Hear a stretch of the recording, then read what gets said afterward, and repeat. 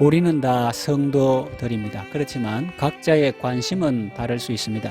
사람이 무엇에 관심이 있는지, 그 사람의 소망하는 것이 무엇인지를 알려면 그 사람이 하나님께 간구하는 기도의 내용을 살펴보면 알 수 있습니다. 자신이 가장 바라는 것과 가장 관심이 있는 것이 기도로 나타나기 때문입니다. 본문에는 사도 바울의 에베소 교회를 향한 기도가 기록되어 있습니다. 사도는 세상의 것들, 육신의 것들을 구하지 않습니다.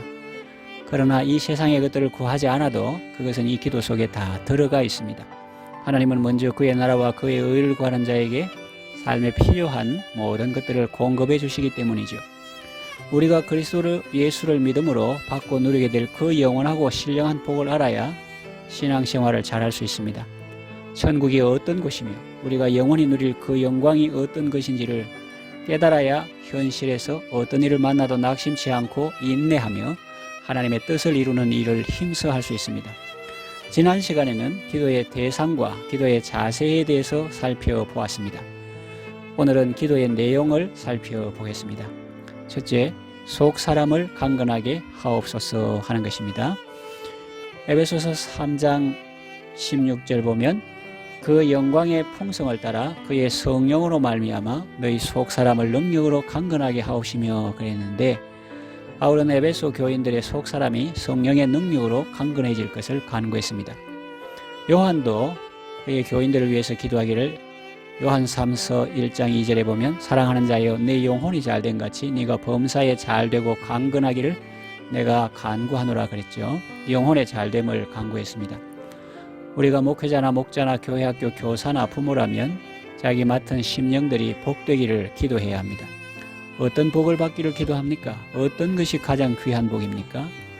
우리가 하나님의 자녀가 되기 전에는 다 그 사람에 관심이 많았습니다.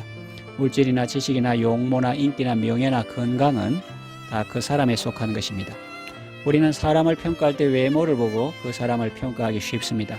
그 사람이 돈을 얼마나 가지고 있나, 직장이 어디냐, 어떤 집에 살고 있으며 어떤 차를 타고 다니는가, 어떤 학교를 졸업하고 학위는 어떤 것을 받았는가에 관심이 많습니다. 그러나 바울은 그 사람이 아닌 속 사람의 강건함을 간구했습니다.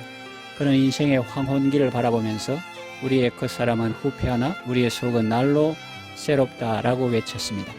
바울은 그 사람의 큰 의미를 부여하지 않았습니다. 여러분, 속 사람은 무엇입니까? 새 사람의 반대는 옛 사람이고 속 사람의 반대 개념은 겉사람입니다. 옛 사람은 싸우고 죽여야 할 대적입니다.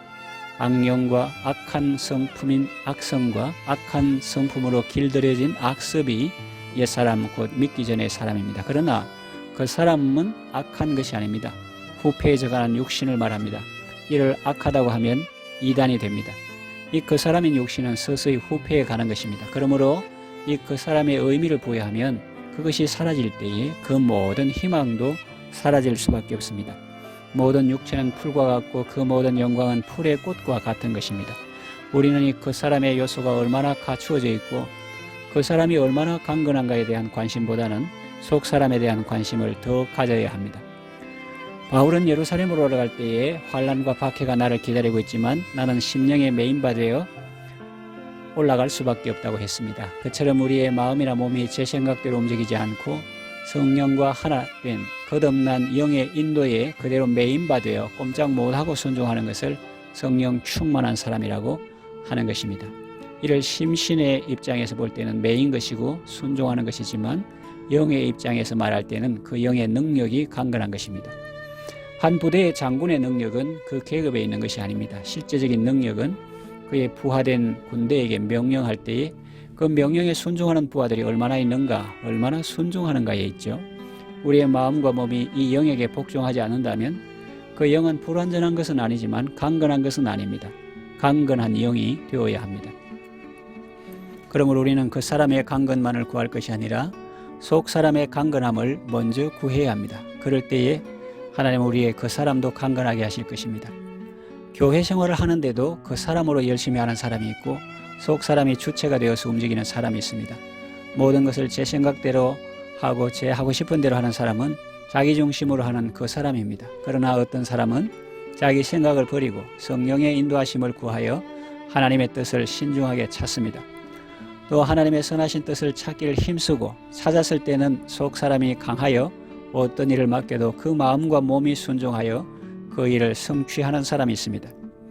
한때 교회 일을 열심히 하던 사람들이 종종 낙심하고 교회를 떠나기까지 하는 것은 그 속 사람이 강건하지 못하기 때문입니다.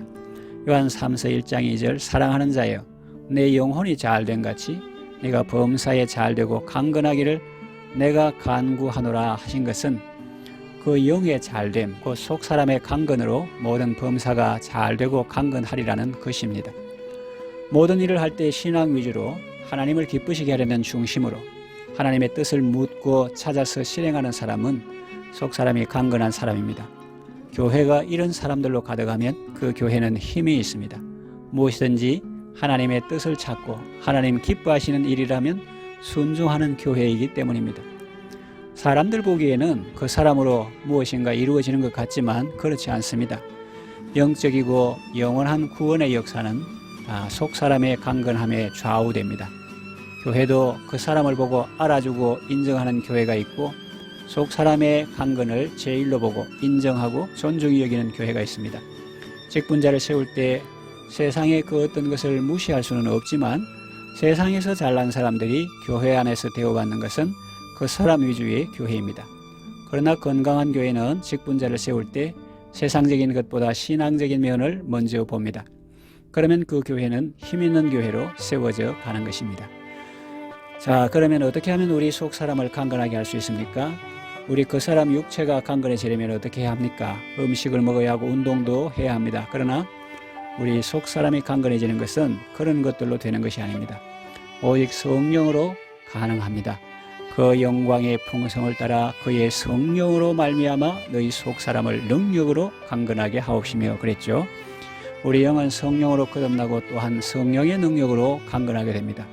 기도하는 것도 말씀을 연구하는 것도 성령의 충만함을 입기 위해서입니다. 이 성령은 능력의 하나님이십니다. 성령께서 그 크신 능력으로 우리의 속 사람을 강건하게 해주십니다. 성령으로 말미암아 속 사람을 능력으로 강건하게 하옵소서. 둘째, 그리스도께서 마음에 계시게 하옵소서. 3장 17절 믿음으로 말미암아 그리스도께서 너희 마음에 계시옵고 했습니다. 계시게 하옵시고 했습니다.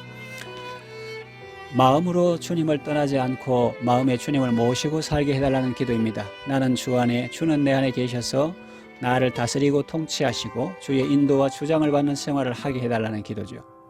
갈라디아 2장 20절 내가 그리스도와 함께 십자가에 못 박혔나니 그런즉 이제는 내가 산 것이 아니요 오직 내 안에 그리스도께서 사신 것이라.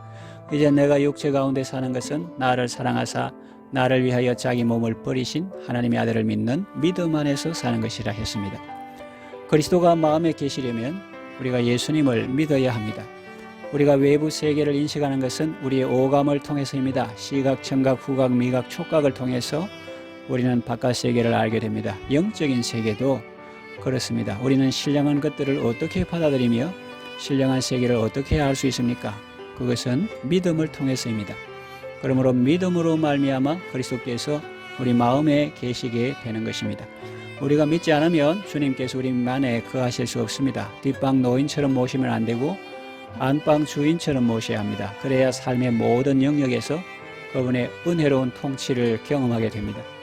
그리스도를 믿는다는 것은 무엇입니까? 그리스도를 영접하고 그의 계명대로 사는 것을 말합니다.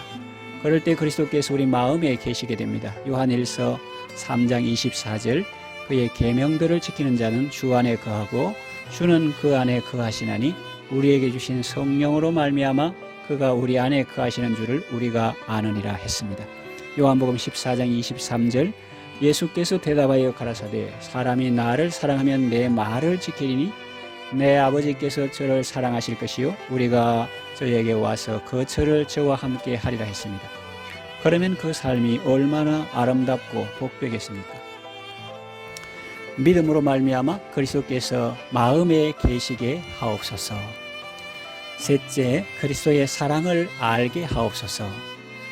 에베소서 3장 18절에서 19절 능히 모든 성도와 함께 지식에 넘치는 그리스도의 사랑을 알아 그 너비와 길이와 높이와 깊이가 어떠함을 깨달아 하나님의 모든 충만하신 것으로 너희에게 충만하게 하시기를 구하노라 했습니다.